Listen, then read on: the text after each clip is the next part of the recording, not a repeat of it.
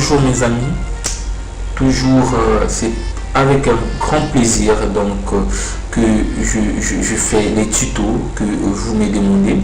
Alors dernièrement donc j'ai fait une fois un tuto sur la personnalisation du site, en fait du bureau site comptable. Et aujourd'hui j'ai pensé également avec l'évolution de l'interface de Ciel de vous faire un tuto qui va vous aider à donc personnaliser donc votre bureau, vos bureaux, puisqu'actuellement nous avons 3 bureaux au niveau de Ciel. Et cette évolution à un certain moment peut peut-être poser problème à certaines personnes du fait que ils n'ont plus devant eux l'interface qu'ils avaient auparavant, mais rapidement on va résoudre ce problème. Alors vous voyez ici, vous allez constater que c'est Ciel comptable GESCOM a 3 bureaux. Voilà un bureau, et voilà. Donc si j'ai besoin par exemple donc de faire une action, par exemple créer une écriture, il me suffit de venir ici de créer une écriture et hop, voilà, je continue jusqu'à créer mon écriture. Si je veux enregistrer mes factures ou avoir client, il me suffit de cliquer. Donc c'est des raccourcis tout simplement qui vont vous permettre d'agir rapidement au lieu de venir au niveau par exemple de saisie, venir cliquer ici. Donc nous avons devant nous déjà des icônes ou encore des raccourcis qui vont vous permettre de faire ces actions là le plus rapidement possible. Alors maintenant ce qui est un peu gênant, c'est que vous allez constater que dans les 3 bureaux, nous n'avons pas tous les raccourcis dont nous avons besoin. Le problème c'est que si elle nous propose déjà quelques icônes qui sont là, et c'est à nous donc de pouvoir placer, donc personnaliser notre interface, nos bureaux. Alors rapidement vous allez constater par exemple ici j'ai l'icône enregistrer mes factures ou avoir.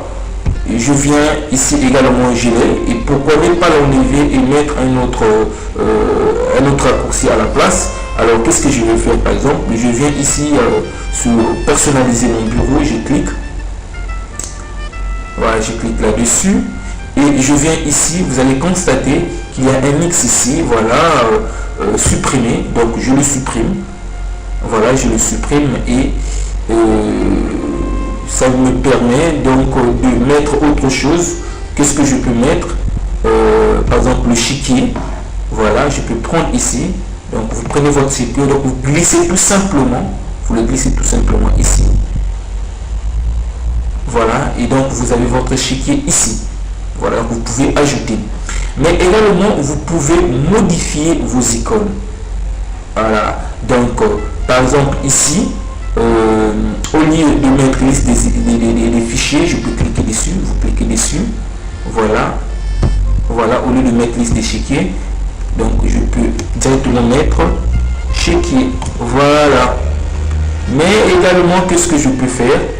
Je peux donc ici je peux modifier l'apparence, je peux modifier l'apparence, par exemple pour pointer, je peux venir ici, voilà, cliquer sur changer l'icône. Mon ordinateur est un peu lent, à force de faire beaucoup donc le travail un peu lent. Alors ici vous allez voir, alors là je vais chercher l'icône, voilà, je vais chercher l'icône, voilà, par exemple ici travailler sur un compte, je peux cliquer, voilà, donc j'ai changé mon icône, voilà, et voilà. Alors également voilà la disposition, je me dis j'aimerais avoir par exemple pointer mes comptes devant ici, et donc il me suffit seulement de pivoter, donc il me suffit de pivoter, voilà, il me suffit de pivoter et je change donc la disposition de mes icônes, voilà, voilà, donc il me me suffit de pivoter ici et de changer la disposition de mes icônes. Voilà. Donc voilà un peu ce que je voulais rapidement vous montrer. Et ça, donc vous pouvez modifier tous les différents bureaux que vous avez ici. Bon, à la différence avec 2000 CL2 évolution 2013, donc vous avez encore un autre bureau qui est le bureau d'accueil, et ce bureau là c'est un bureau qui n'est pas modifiable. C'est un bureau donc qui vous permet par exemple d'ouvrir votre dossier, de créer un dossier, d'ouvrir la société exemple, etc., etc. Voilà donc mes amis, c'est voilà ce que je voulais rapidement vous montrer. Et pour ceux qui ont des problèmes pour personnaliser leurs journaux, j'espère que ces tutoriels leur sera utile. Merci, on se retrouve à la prochaine.